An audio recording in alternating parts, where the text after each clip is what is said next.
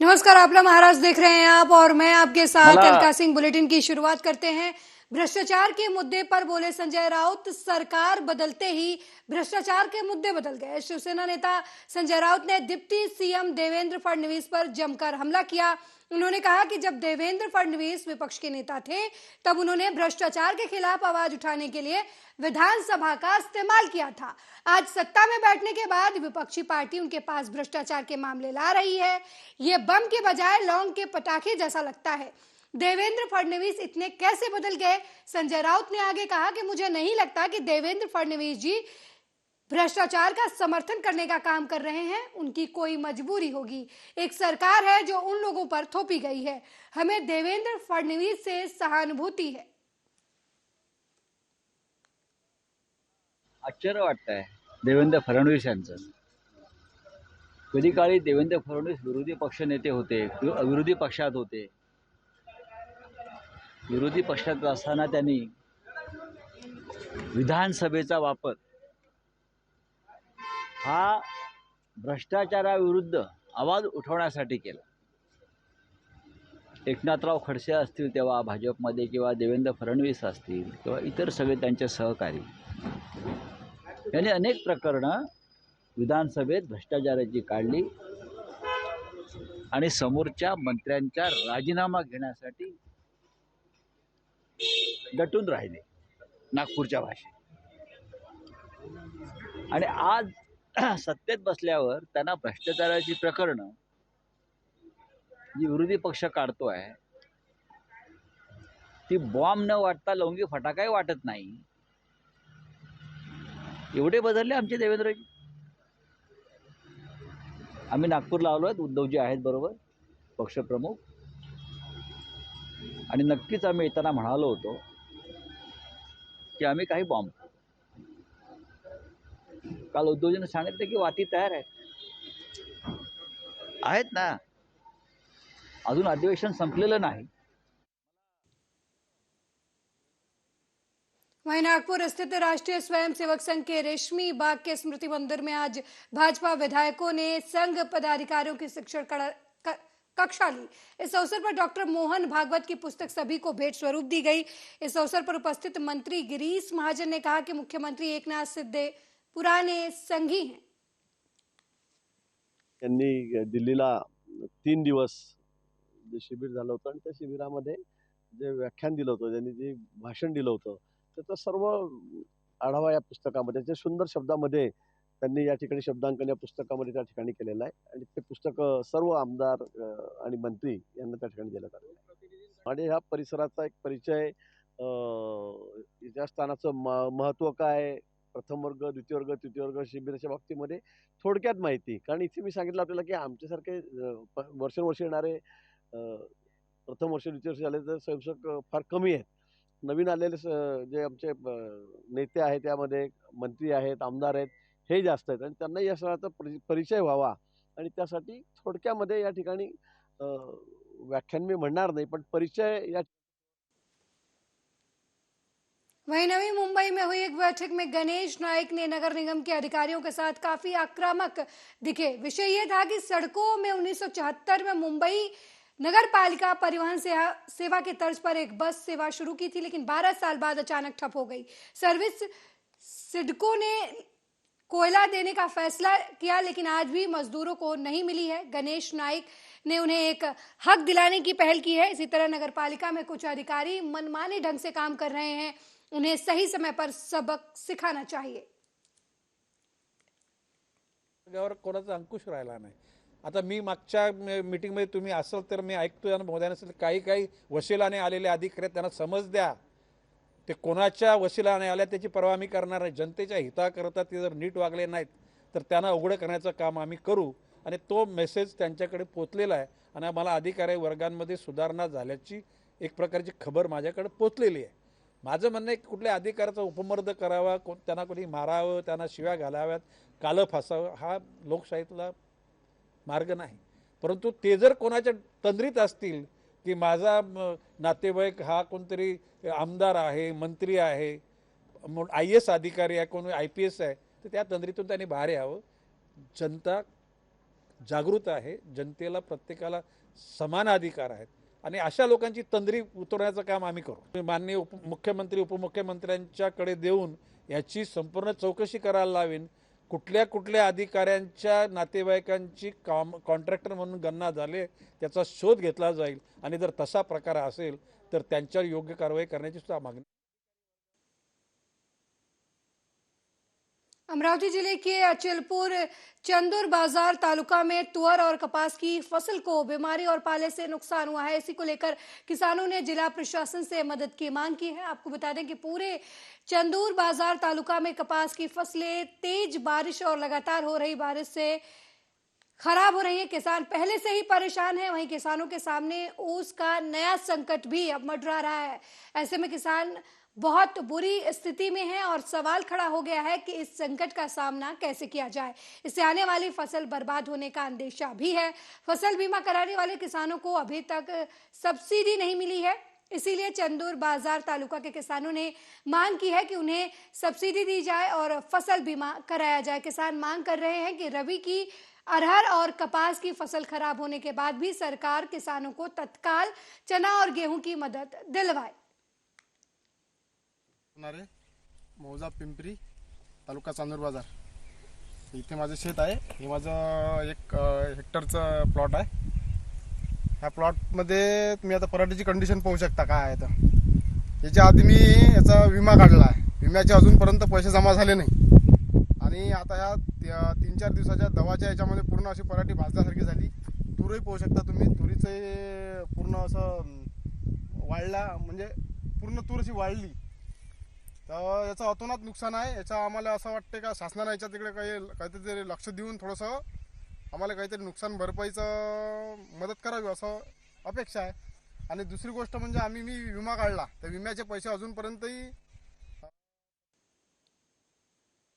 औरंगाबाद में राज्य शुल्क उत्पादन विभाग की ओर से अवैध शराब विक्रेताओं के खिलाफ कार्रवाई का निर्देश दिया गया है। वहीं आपको बता दें कि औरंगाबाद में आगामी 31 दिसंबर को ध्यान में रखते हुए अवैध शराब विक्रेताओं के खिलाफ कार्रवाई की जाने का निर्देश दिया गया है। दूसरे राज्यों से बड़े पैमाने पर आ रही शरण पर प्रतिबंध लगाने के उद्देश्य से ये निर्देश जारी किया गया है। जिल्ह्यामध्ये विशेषतः 35च्या अनुषंगाने शासनाने जे गाईडलाईन्स दिलेले आहेत त्या अनुषंगाने परमिट रूम जे FL3 आपण ज्याला म्हणतो ते पहाटे 5 वाजेपर्यंत चालवण्यास परमिशन आहे आणि वाईन शॉप्स त्यानंतर देशी दारूचे किरकोळ विक्रीचे दुकान हे पहाटे 1 वाजेपर्यंत चालवण्यासाठी परमिशन आहे. तर त्या अनुषंगाने मी जनतेला आवाहन करतो की शासनमान्य जे दुकानं आहेत त्या दुकानामधूनच आपण मद्य खरेदी करावं आणि जे ढाबे असतील, अवैधरित्या ढाबे असतील त्या ढाब्यांवरती किंवा बुटलेगिंग असेल त्या ठिकाणी आम्ही कारवाई करणार असून महाराष्ट्र दारूबंदी कायदा 1949 कलम 68 नुसार जो ढाबा मालक किंवा अवैधरित्या मद्य विक्री करणारं ठिकाण त्या ठिकाणी आम्ही कारवाई करणार आहे.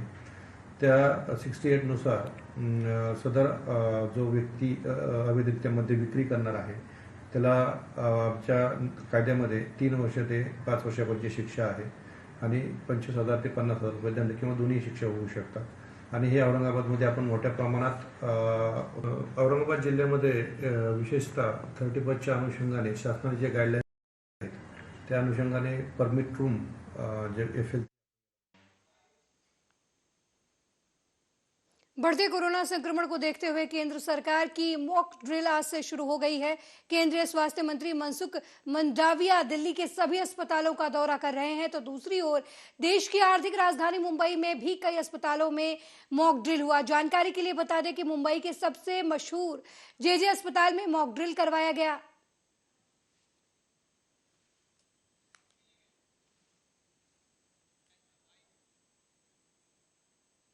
खबर महाराष्ट्र के जालना से है, जहां चोरी का मामला सामने आया है। मिली जानकारी के मुताबिक शहर के पुराने मोंढा स्थित प्रसिद्ध थोक कपड़ों की दुकान नथुमल वासुदेव में चोरों ने चोरी की घटना को अंजाम दिया।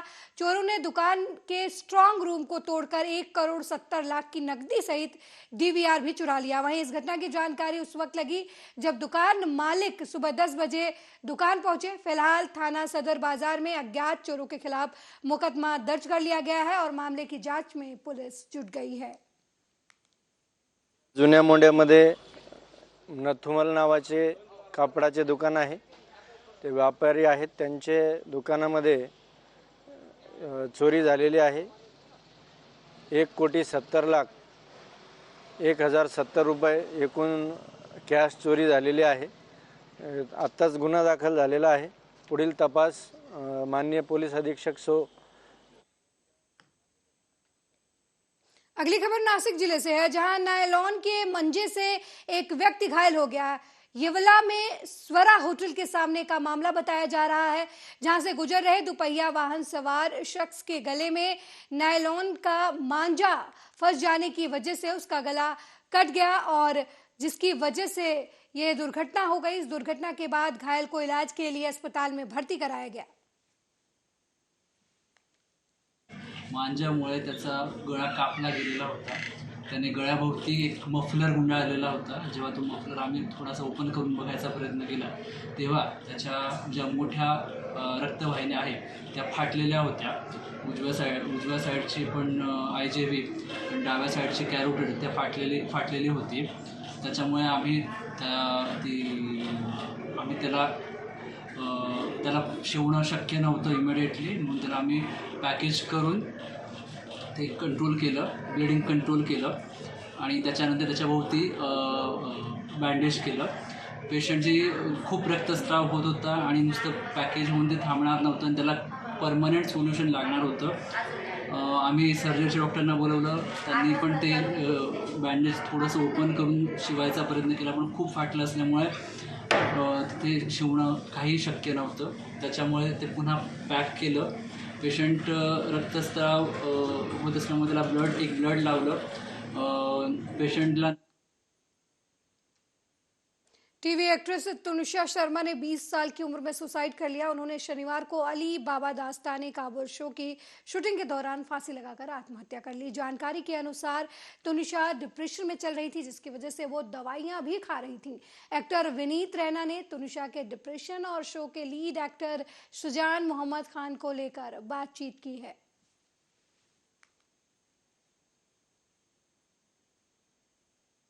सबको, आप सब मीडिया वालों को ये बताना चाहती हूँ कि शिजान ने तनुषा को धोखा दिया। उसके साथ पहले रिलेशनशिप बनाया, शादी का वादा करके फिर उसने तनुषा से ब्रेकअप किया और उसका पहले किसी लड़की के साथ इन्वॉल्वमेंट थी। उसके बावजूद भी तनुषा को उसने इन्वॉल्व रखा अपने साथ। 3-4 महीने उसको यूज किया। बस मैं इतना कहना चाह रही हूँ कि इसको सजा मिलनी चाहिए, शिजान को नहीं छोड़ना। मेरा बच्चा गया है बस, बाकी मीडिया बहुत कोऑपरेट कर रही है। मैं तहे दिल से शुक्रिया करती हूँ। Speak to everybody so respectfully. इधर से उधर कूदती रहेगी, भागती रहेगी, so full of energy she was. क्योंकि she was just 19 years old और अभी उसका 4th को उसका बर्थडे था, 4th of January, and she would have turned 20. But very unfortunate. इतना अच्छा करियर, इतनी अच्छी लाइफ और आगे की इतनी लंबी, इतनी अच्छी जिंदगी। और जब ऐसा आपको पता चलता है किसी एक्टर के बारे में जिसकी इतनी अच्छी प्रॉमिसिंग आगे जिंदगी। मुंबई में आवास अधिकार को लेकर नगर निगम के खिलाफ महिला का आंदोलन लगातार जारी है। बता दें कि नूरजहां अब्दुल समद शेख के आजाद मैदान में परिवार समेत नगर निगम के खिलाफ धरना दे रही हैं। इस घर में नूरजहां पिछले 40 सालों से रह रही हैं। उन्होंने इसमें उल्लेख किया है कि घर के सामान्य शैली और सामान्य ऊंचाई का एक घर है, हालांकि वे उनके घर को गिराने की कार्रवाई कर रहे हैं। रिपब्लिकन स्लम एसोसिएशन के अध्यक्ष विठल राव सोनवड़े ने कहा है कि हम सरकार से नूरजहां के इस घर को नहीं गिराने की मांग कर रहे हैं। के आयुक्त, DMC साहेब, वार्ड ऑफिसर यांना सर्वांना निवेदनं दिली। त्या निवेदनामध्ये त्यांनी आपल्या झोपडीचे वास्तव्यवादी कागदपत्र जोडून आणि त्याच्या नमूद करून की मी कमीत कमी 40 वर्षापासून राहते। महाराष्ट्र के बुल्ढाना जिले के मटेर गांव के किसानों को मुआवजा दिलाने की मांग को लेकर 10 किसानों ने कलेक्टर कार्यालय के सामने आमरण अनशन शुरू किया है। मिली जानकारी के मुताबिक किसानों की जमीन का अधिग्रहण 2014 में उस समय किया गया था जब मास्को जिगांव परियोजना के तहत पुल का चौड़ीकरण और निर्माण किया जा रहा था। किसानों ने कई बार मुआवजे को लेकर संबंधित अधिकारियों को ज्ञापन भी दिया, लेकिन उन्हें मुआवजा नहीं मिला, जिससे परेशान होकर किसान कलेक्टर कार्यालय के सामने आमरण अनशन पर बैठ गए। किसानों ने चेतावनी दी है कि कृषि पारिश्रमिक का भुगतान किया जाए मासिक रूप से और परेशान करने वाले सभी अधिकारियों के खिलाफ सख्त से सख्त कार्रवाई की जाए। मी राहणार पास्तर, तालुका शेगाव, जिल्हा बुलढाणा, येथील रहिवासी असून माझ्यासोबत सर्व शेतकरी आहे। यांना उपोषणाला बसण्याचं कारण एकच की खामगाव भेंडोर रोडमध्ये मशिनरी पुलावर रोडचं उंचीकरण व रुंदीकरण यासाठी आमची जमीन गेलेली आहे। त्या जमीनकडे अद्यापही कुठलीही कारवाई झालेली नाही आहे। त्याच्यावर पिचिंग पण झालेली आहे, नाली पण झालेली नाही आहे। आमच्या शेतामध्ये पूर्ण भरती आहे, सर्व मान्य आहे सर्वांना, पण कुठलीही कारवाई करत नाही आहे। PWDशी वारंवार संवाद साधून मी कुठलाही रिस्पॉन्स मिळत नाही आहे आणि 2 वेळा उपोषण केलं, पण त्याबद्दल बी काहीच नाही। उपोषणाबद्दल धुलिया पुलिस ने गजब की स्फूर्ति दिखाते हुए 8 घंटे में लुटेरों को गिरफ्तार किया है। आपको बता दें कि उज्जैन से तीर्थ यात्रा कर लौट रहे कुछ यात्रियों ने रात के समय आराम करने के उद्देश्य से आरवी के पास एक पेट्रोल पंप के पास गाड़ी रोककर आराम करना शुरू किया। उसी दौरान कुछ लुटेरे घातक हथियार के साथ उनके सामने आए और उनसे लूटपाट की। मामले की शिकायत मिलते ही धुलिया पुलिस हरकत में आई और मात्र 8 घंटों में लुटेरों को गिरफ्तार कर लिया। लूट में शामिल 3 आरोपी राजेश राठौर, जगदीश पवार और योगेश पवार को पुलिस ने गिरफ्तार कर लिया है, जबकि अन्य 4 आरोपियों की पुलिस तलाश कर रही है। शनिवारच्या मध्यरात्री धुळे जिल्ह्याच्या तालुका पोलीस हद्दीमध्ये आरवीच्या जवळ एक बालाजी पेट्रोल पंप आहे।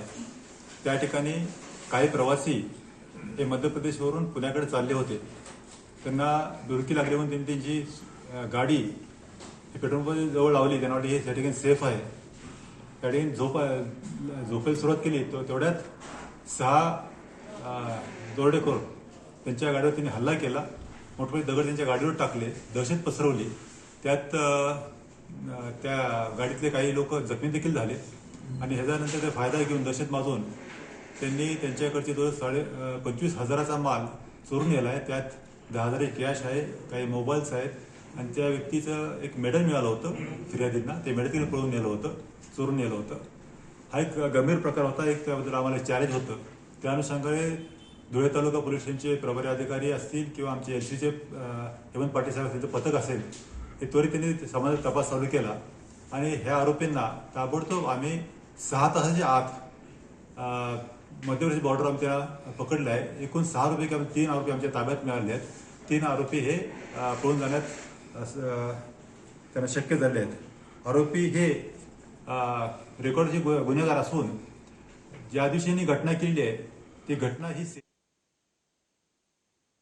अगली खबर औरंगाबाद से है, जहां 26 दिसंबर को पुलिस अधीक्षक मनीष केलवानिया ने पुलिस अधीक्षक कार्यालय में पत्रकार वार्ता कर जानकारी दी कि औरंगाबाद शहर के कचनेर स्थित प्रसिद्ध जैन मंदिर से 2 किलो वजन की सोने की मूर्ति चोरी हो गई थी। इस संबंध में दोनों आरोपियों को गिरफ्तार कर आगे की कार्रवाई के लिए चिकल थाना पुलिस को सौंप दिया गया है।